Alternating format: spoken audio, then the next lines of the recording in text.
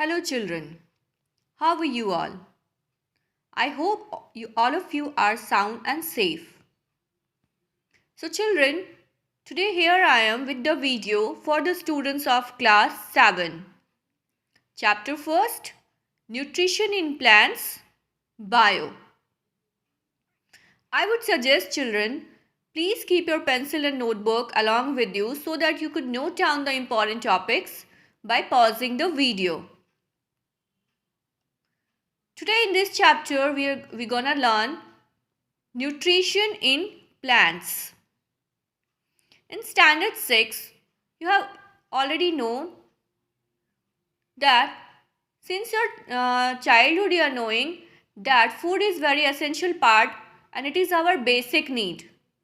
It is required for all the living organisms for their growth and survival. Food contains certain chemical substances like carbohydrates, proteins, fats, vitamins and minerals which help us to grow, provide energy and stay fit. So these chemical substances are known as nutrients. Like the human beings, plants also require food.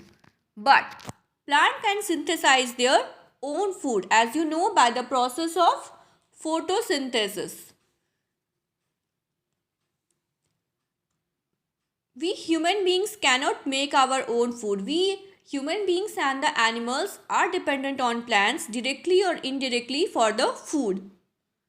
So let us now continue. Mode of nutrition in plants. Plants are the only living organism which can synthesize their own food by using the simple inorganic substances like water, carbon dioxide, mineral in the presence of sunlight and chlorophyll. These are the raw materials which they absorb from their surrounding. Now here the question arises, what is nutrition? So nutrition is the mode of taking food by an organism or its utilization by the body. Means whatsoever food we have taken, it get digested, get mixes with the blood and then releases the energy to our body. So nutrition is the mode of taking food by an organism and its utilization by the body.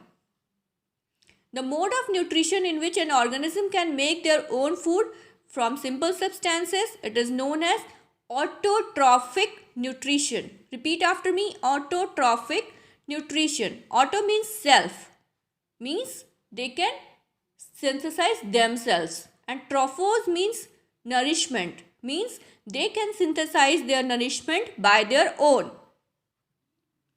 Therefore, plants are known as autotrophs. Why plants are known as autotrophs? Because plants can synthesize their own food by the process of photosynthesis. Animals and other human beings are dependent on plants to take their foods. So they are called heterotrophs. Heteros means other and trophos means nourishment, means dependent on other for nourishment. Here is a question. Paheli wants to know why our body cannot make food from carbon dioxide, water and minerals like the plants do. It is because plants, the green plants possess a green color pigment called chlorophyll. This chlorophyll absorbs the sunlight and changes the light energy into chemical energy with carbon dioxide, water and minerals. That is why, and you know children, chlorophyll are present in the leaves. So, most of the green part of the plant are leaves. So, that is why leaves are called the food factories of plant or the kitchen of plant, because they are the part of the plant which can synthesize the plant food by the process of photosynthesis. Now, let us read about photosynthesis. Photo means light, synthesis means to keep together. So photosynthesis together is the food making process in the plants. Photo means light, synthesis means to place together. As I have said, leaves possess chlorophyll and only the green part of the plant can convert the light energy into chemical energy. That is why green leaves are called the food factories of plants. Therefore, all the raw materials must reach the leaf. Now, what do you understand by this? As you know, the water and mineral is absorbed by the roots and the sunlight is captured in the leaf and the carbon dioxide enters the leaf through a tiny hole present on the other side of the leaf, that is called stomata. You must have heard about this term, stomata. These are the tiny openings present on the underside of the leaf. So, sunlight and carbon dioxide is absorbed by the leaf and the water and minerals are absorbed by the roots from the soil. Now, here Bujo wants to know how water and minerals absorbed by the roots reach the leaves. You must have heard about the xylem and the phloem vessels. In standard 6 also you have read about this. Xylem and the phloem vessels. You know children, the water and mineral absorbed by the roots are transported to the leaves by the xylem vessels. And the prepared food, with the food which is being prepared in the leaves, are transported to all the parts of the plant through phloem vessels. So here you can note down the water carrying tube is the water and mineral carrying tube is the xylem vessel and the prepared food carrying tube is the phloem vessel.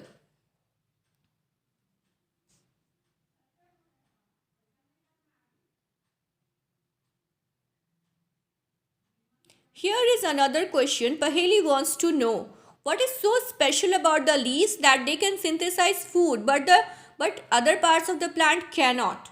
As I have already explained children that the leaves are the part which possess chlorophyll, a green color pigment called chlorophyll, and this pigment only captures and absorbs the sunlight and convert the light energy into chemical energy along with the other simple inorganic substances. As I have already explained, the leaves have a green pigment called chlorophyll. It helps leaves to capture the energy of the sunlight. This energy is used to synthesize, means to prepare food from carbon dioxide and water. Since the synthesis of food occurs in the presence of sunlight, it is called photosynthesis. As I have already said, photo means light, synthesis means to prepare or to keep together. So we find that chlorophyll, sunlight, carbon dioxide and water are necessary to carry out the process of photosynthesis. And this is the unique process. Here the solar energy is captured by the leaves and is converted into chemical energy and stored in the plant in the form of food. Thus, we can say the ultimate source of all living source of energy for all living organism is the sun. Means plant are able to do photosynthesis by capturing the sunlight. The animals and human beings are dependent on plants for their food. So, if there will be no sunlight, means there will be no photosynthesis. No photosynthesis means plant would die. And if plant would die, there will be scarcity of food. Eventually, the living organisms, other living organisms which are dependent on plants will also die. So here you can say that by this statement you can conclude that ultimate source of energy for all the living organism is the sun only. As I have said, in the absence of photosynthesis, there would be not any food. So, the survival of almost all living organisms directly or indirectly depends on plants. Oxygen also. If there will be no plants, means no supply of oxygen. See, here it is said that beside leaves, photosynthesis also takes parts in green parts of the plant, like in the green stems and the green branches. The desert plants have scales or spine-like leaves to reduce the loss of water by transpiration. These plants have green stems which carry out photosynthesis. Here is another interesting thing. Why do desert plants have the leaves reduced to spines or scales? As you know, there is transpiration. Through the broad surface of the leaf, what happens? Whatever water is absorbed by the root transported to the leaves are evaporated during the daytime because of the sun's heat. You must have seen during summer season what happens due to extreme exposure to the sunlight. The leaves lower down because there is too much evaporation of water. But when you water the plants in the evening, what happens? The leaves again come to their straight position. That is why. And in desert area, there is scarcity of water. Plants growing in deserts are habituated to grow in a scarcity of water area. So, they have leaves reduced to spines which help them to preserve water and lessen the rate of transpiration.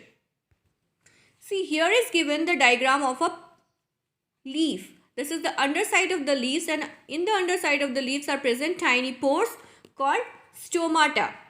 These are the tiny pores which have openings for the exchange of gases, means absorption of carbon dioxide and release of oxygen during photosynthesis. These are the chlorophyll pigments which capture the sunlight and turns it into chemical energy.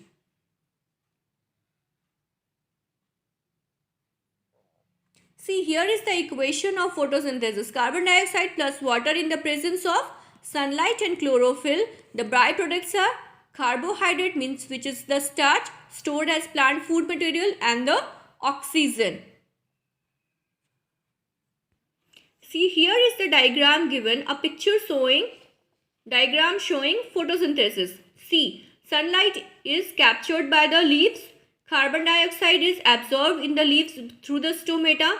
The roots are absorbing water and minerals which is transported to the leaves through the xylem vessel, and here in the leaves, the sunlight along with the inorganic substances like the water and carbon dioxide, it is converted into chemical energy, and the byproducts are oxygen and the starch or carbohydrate which is stored as a plant food.